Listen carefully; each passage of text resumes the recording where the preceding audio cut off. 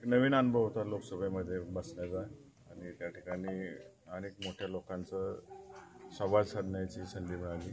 सुप्रियाताईंनी अनेक पक्षाच्या वरिष्ठ नेते मंडळींची आमच्या महाराष्ट्रातल्या सर्व राष्ट्रवादी काँग्रेस शरद पवार गटाच्या खासदारांच्या ओळखी करून दिल्या.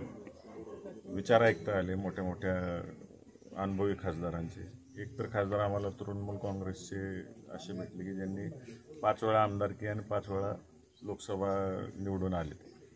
त्यांना तिथं गुगल अंकल असं बोललं जातं की लोकसभा अख्खी पाठ आहे, कोण उमेदवार म्हणजे मी कुठनं निवडून आले आणि मला कोणी विरोध केले आणि मी कसा निवडून आलो इथपर्यंत अभ्यास असलेली माणसं आणि लोकसभेच्या कामकाजाचं सुद्धा मिनिट टू मिनिट माहीत असलेली लोक अशी पाहायला मिळाली.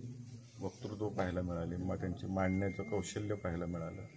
एक नवीन अनुभव होता, चांगला होता. बरंच काही शिकता येणार आहे आणि अशा मोठ्या माणसांकडून एक अनुभव घेता येईल आणि लोकसभा मतदारसंघातील प्रश्न सोडवण्याच्या दृष्टिकोनातून प्रयत्न करता येईल. वारी आता येते पंढरपूरची आणि त्या संदर्भात पवार साहेबांच्या समेत तुम्ही राहुल गांधींची तुमची भेट झाली. त्या भेटीमध्ये काय चर्चा झाली राहुल गांधींच्या बरोबर?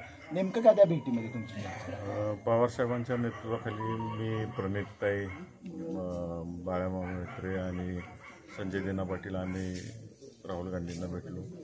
साहेबांनी वारीचं महत्त्व राहुल गांधींना पटवून सांगितलं आणि परंपरा सांगितली आणि आम्ही सर्वांनी त्यांना साहेबांच्या नेतृत्वाखाली विनंती केली की शक्य असेल तर तुम्ही ह्या वारीला भेट द्यावी. तर त्यांनी ते बघून कळवतो सांगितले, कारण का त्यांच्या पूर्वीचं काहीतरी शेड्यूल ठरलेलं आहे. शक्य झालं तर नक्कीच येतो असं त्यांनी सांगितलेलं आहे. या संदर्भातच आज जे माढ्याचे माजी खासदार आहेत रणजित निंबाळकर, त्यांनी राहुल गांधींच्या वारीत येण्याला त्या ठिकाणी विरोध केला आहे. भाजप त्याला विरोध करेल. आत्ता त्या ठिकाणी राजकारणासाठी वारी आठवते की अशा पद्धतीचं वक्तव्य केलं. कसं आहे, वारीत अनेक लोक आलेले आहेत. माझं तर मत वेगळं असं आहे की वारी ही सर्व जाती धर्मांची आणि पांडुरंगाला सगळेच येतात. राहुल गांधी आले म्हणून एवढं त्यात राजकारण आणण्याची गरज नाही. ह्याच्यापूर्वी अनेक पक्षाचे लोक आलेले आहेत. तर माझं तर मत आहे NDA असो किंवा इंडियाचे इतर राज्यातली नेते मंडळी असो, त्यांनी आलं पाहिजे. आपली महाराष्ट्राची परंपरा बघितली पाहिजे आणि आपण त्यांचं स्वागत केलं पाहिजे.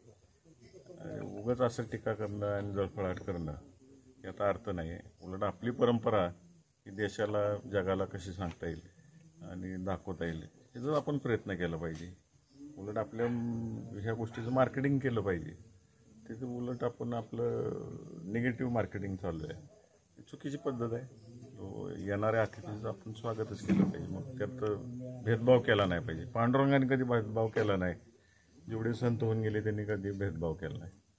या लोकांनी भेदभाव करणं म्हणजे यांची विचारसरणी काय आहे ते या माध्यमातून दिसून येते. लोकसभेला एकच वाक्य तुमचं गाजलं होतं की पार्सल. पुन्हा माळशिरसमधून त्या ठिकाणी राम सातपुतेने मेळावा घेतला आणि माझा शेवट काही जरी झालं तर मी माळशिरसमध्येच थांबणार आहे असं वक्तव्य केलं आहे. काय सांगाल? 3 महिन्यानंतर विधानसभेचा शेड्यूल त्या ठिकाणी ठोकणारच. सोलापूरकरांनी तो विषय माझ्यासाठी संपवलेला आहे. त्यामुळे मी त्याच्यावर काय जास्त बोलू इच्छित नाही. माळशिरसची जनता अत्यंत हुशार आहे. योग्य वेळेस योग्य निर्णय घेईल. लोकसभेला भैया आणि परत माढा विधानसभेला पुन्हा बाबा अशी चर्चा त्या ठिकाणी सुरू होती. माढ्याच्या विधानसभेची फाईट पुन्हा एकदा रंगणार आहे. सोलापूर जिल्ह्यामध्ये ज्या काही विधानसभा लढवायचे त्या बाबतीत महाविकास आघाडीची बैठक होईल. पवारसाहेब, उद्धव ठाकरे साहेब आणि काँग्रेसचे नेते मंडळी नाना पटोले साहेब असतील आणि इतर हे सगळे बसून आधी जागा वाटप होईल. कोणाला कुठली जागा सोडायची. जागा सुटल्यानंतर आदरणीय पवारसाहेब जे राष्ट्रवादीच्या जागा आहेत सोलापूर जिल्ह्यातल्या ते आदरणीय पवारसाहेब आणि विजयसिंह मोहिते पाटील साहेब ठरवतील कुणाला कुठून उमेदवारी द्यायची.